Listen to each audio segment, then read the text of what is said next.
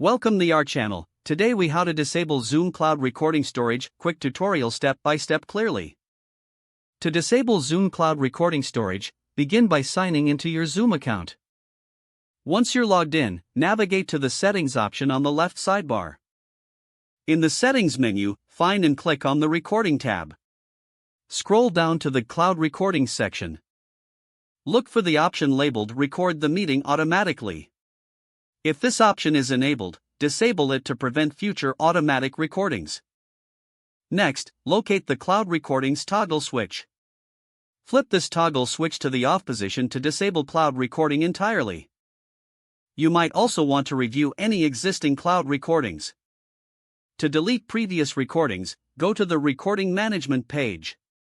Select any recordings you wish to remove and click the Delete button. Confirm the deletion when prompted to remove the recordings from the cloud. Remember to save all changes you've made in your settings. Your Zoom Cloud Recording Storage is now successfully disabled. If the page does not load, refresh the browser or try again in a private or incognito window. Make sure you are using the correct email address, then retype it carefully to avoid small typos. If your password is not accepted, use the reset option and create a new strong password you can remember. Check your spam folder for verification or security emails, then complete any requested confirmation steps. Enable two-factor authentication if available to improve account security and reduce unauthorized access risk.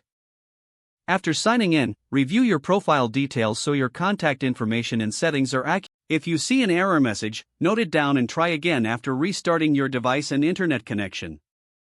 Log out when you finish, especially on shared devices, to keep your account and payment information secure. If the page does not load, refresh the browser or try again in a private or incognito window. Make sure you are using the correct email address, then retype it carefully to avoid small typos. If your password is not accepted, use the reset option and create a new strong password you can remember.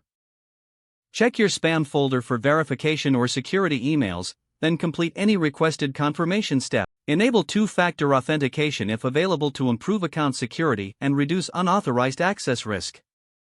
After signing in, review your profile details so your contact information and settings are accurate and current. If you see an error message, note it down and try again after restarting your device and internet connection. Don't forget to like this video and subscribe to our channel for more step-by-step tech guides.